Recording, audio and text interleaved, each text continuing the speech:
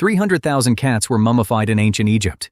Not pets buried with their owners, not accidents of preservation, deliberate offerings, carefully wrapped bodies deposited in sacred sites as gifts to a goddess. Some were accompanied by small mummified mice, provisions for the journey. When archaeologist Edouard Naville excavated the site of Bastet in 1887, he uncovered an area so densely packed with cat mummies that locals had been using them as fertilizer for decades without making a visible dent. The scale is almost impossible to process. 300,000 individual animals wrapped, preserved, and offered to the divine. And the standard explanation for this? Cats were useful because they killed rodents, Egyptians were grateful, reverence followed, is both true and completely insufficient. Every farming culture in the ancient world had cats killing rodents. Only one built a goddess out of the arrangement. The Egyptians did not decide cats were sacred because they were practical. Something else happened. Something that was not about rodents at all. It was about what cats did at night. What they hunted in the dark. What they seemed to know that no human could verify. And the cognitive mechanism that made ancient Egyptians build a goddess around those behaviors is the same mechanism running in your brain right now every time your cat does something you cannot fully explain. But here's the strange thing. Egypt did not invent the reverence. The reverence already existed in the brain before Egypt gave it a name.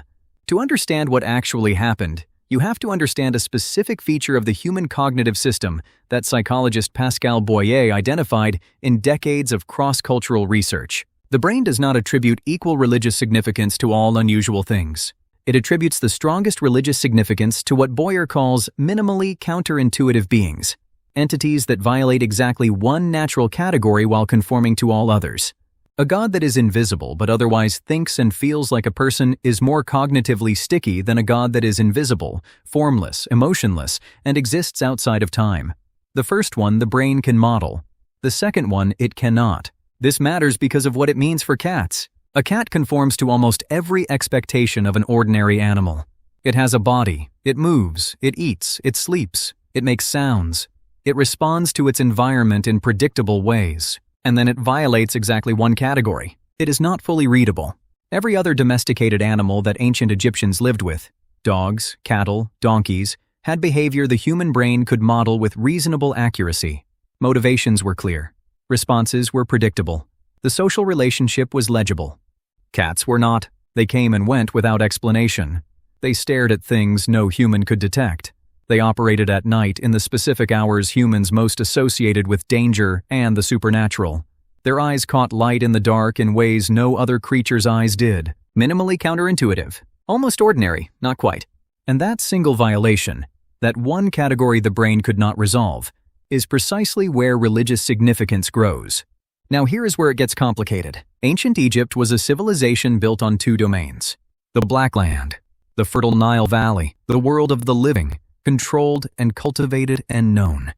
The Red Land, the desert beyond, the world of chaos, death, and the supernatural, extending in every direction past the edge of what humans had tamed. These were not just geographical categories, they were ontological ones. Everything in Egyptian theology organized itself along this axis. Order against chaos, known against unknown, living against dead. And every night cats crossed that boundary. They left the human settlement, the Black Land, the world of order, and moved into the darkness at its edges. They hunted in the specific space between the known and the unknown. They returned with evidence of kills the humans had never witnessed. They operated as agents in both worlds simultaneously. No other domesticated animal did this. Dogs were kept, cattle were penned. The animals humans controlled stayed within the domain of human control. Cats came back. And a brain that had already built a theological architecture around the boundary between the living world and the supernatural one was watching an animal casually cross that boundary every night and return unharmed. The agent detection system did not need a theology to tell it what to conclude. The cat clearly had access to something. Clearly moved in spaces the human brain could not fully account for. Clearly operated under rules that did not apply to ordinary animals. And then there was what the cat was actually killing in that darkness. Snakes, scorpions, the creatures ancient Egyptians most associated with death and supernatural danger. The cat was not just crossing the boundary between the living and the dead, it was actively defeating what lived there. Every night, without armor, without ritual preparation, without appearing to be afraid. This sounds like philosophy. It isn't. Egyptologist Jeromir Malik, documenting the full scope of the Bastet cult for the British Museum, found that the goddess's specific divine portfolio reflects exactly the behavioral profile that made cats cognitively significant in the first place. Bastet was the protector of the home, the guardian of women in childbirth, the defeater of Apep, the cosmic serpent that threatened to swallow the sun. Every element of her divine portfolio maps directly onto what cats actually did. They protected the home by clearing it of vermin and predators. They operated in the hours most dangerous to vulnerable humans. They killed snakes, not symbolically, but physically, regularly, and effectively. The goddess was not invented and then projected onto the cat. The cat's behavior was observed first. The goddess was the cognitive output of a brain that had been watching that behavior long enough to conclude that something divine must be behind it. And the scale of the cult confirms the intensity of that conclusion. The annual festival at Bubastis drew crowds Herodotus estimated at 700,000 people, one of the largest religious gatherings in the ancient world. Pilgrims traveled from across Egypt to honor a goddess whose entire theological identity had been built from watching a small predator do what small predators do. The cat did not change its behavior to become a god. The cat just kept being a cat. The brain did the rest. The brain did not develop its tendency to attribute significance to minimally counterintuitive beings in order to create Bastet. It developed it because beings that almost follow the rules but not quite require more careful attention than beings that follow them perfectly. The cat's divinity was a side effect. Think about what that actually means. Take away the Egyptian theology. Take away the mummies, the goddess, the festival at Bubastis, the divine portfolio of home protection and serpent slaying. What is left? A small predator that lives inside the human home. That operates at the edges of human perception. That cannot be fully modeled by the brain that shares its space. That crosses boundaries the human body cannot cross. That stares at things no human can detect. That returns from darkness with evidence of victories the human never witnessed. The behaviors that made cats sacred in Egypt have not changed. The cat in your house right now is doing the same things that triggered 300,000 mummifications. Not because it is trying to, because it never stopped being what it was before Egypt noticed it. A small wild predator from the desert that wandered into human civilization found it comfortable and stayed.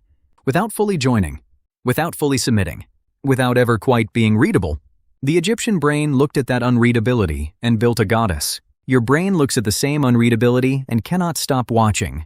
The mechanism is identical, only the theology changed. Tonight, at some point after dark, your cat is going to stare at something you cannot see. Not glance, stare.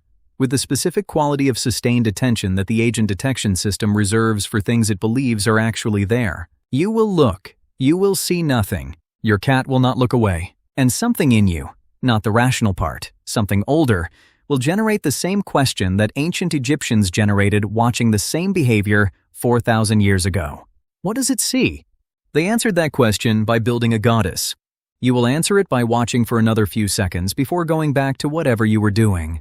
But the question itself is the same, generated by the same cognitive system, the one that cannot fully model the animal sharing your home, the one that has been trying to resolve that particular mystery since the first grain store a wild cat crept into at night. Ancient Egypt built temples for that feeling. You built a life around an animal that produces it. And your cat, unaware of either the temples or your attention, is going to keep staring at whatever it is staring at.